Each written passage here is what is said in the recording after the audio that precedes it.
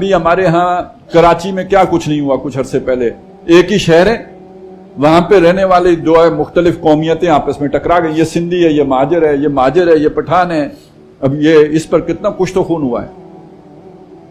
बल्कि मैं सोच रहा था, अब ये बात क्या करूं आपसे, कि ये जो कल परसों जो वफात पा गए आमिर लियाकत हुसैन, तो यानी इंतहाई बासलाहियत इंसान, गैर मामूली सलाहियतों का मालिक इंसान, तो उनकी शख्सियत को अगर आप देखेंगे तो एक चीज हर बंदा महसूस करेगा कि एक एबनॉर्मल शख्सियत, मतलब बड़े एक्सट्रीम पे होते थे वो, कम जज्बात की भी उस तरफ निकले तो उस तरफ, और इस तरफ निकले तो इस तरफ।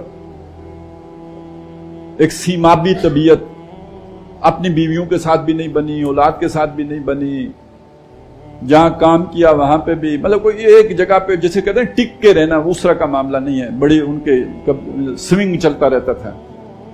तो इसके पीछे असल बात क्या है? कोई ऐसी जज्बाती मसला, कोई शख्सियत के अंदर ऐसी कमी रह जाना, कहीं पे कोई ऐसी चोट लग जाना कि जिसके बाद, या कोई ऐसी बात होना जिसकी तलाफी नहीं हो सकी, तो इस तरह की स्प्लिट पर्सनालिटी वजूद में आ जाती, डुअल पर्सनालिटी।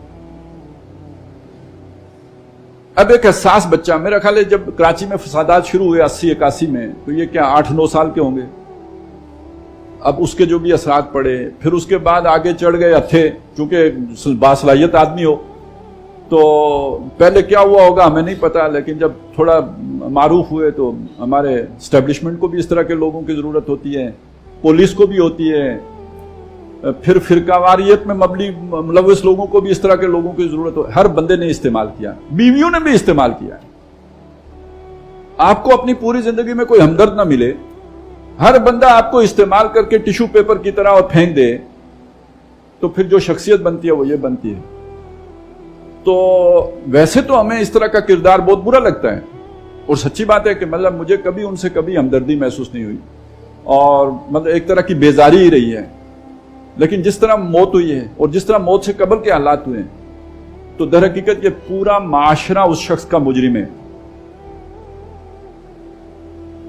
कि जिन्होंने उसे निचोड़ा तो है, उससे खेला तो है, उससे अपने मतलब तो निकाले और फायदे तो उठाए, लेकिन यह कि खुद उसकी इस्लाह की कोशिश किसी ने नहीं की।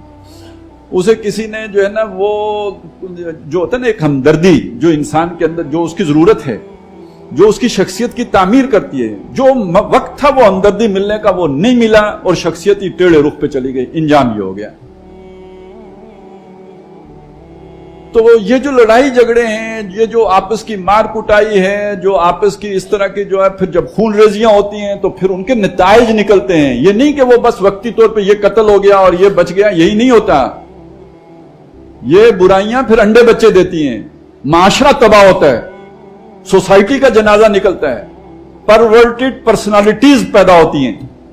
इसलिए कुरान कहता है अमन होना चाहिए, सुकून होना चाहिए, इत्मीनान होना चाहिए। उसमें सेहतमंद लोग, जिस्मानी सेहत की बात नहीं कर रहा हूं, ज़हनी सेहत की बात कर रहा हूं, वो आगे बढ़ते हैं। फिर जिस माशरे में जुल्म हो, ज्यादती हो, साथ ये जो है ना एक्सप्लॉयटेशन हो, उसके साथ ये जो ऊंच नीच के ये सारे तस्वुरात हों, तो महरूमियां हों, तो फिर ये सारा कुछ होता है।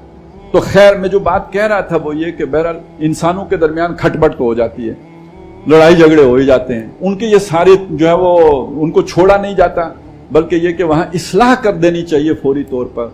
वो है जो कुरान मजीद ने यहां रहना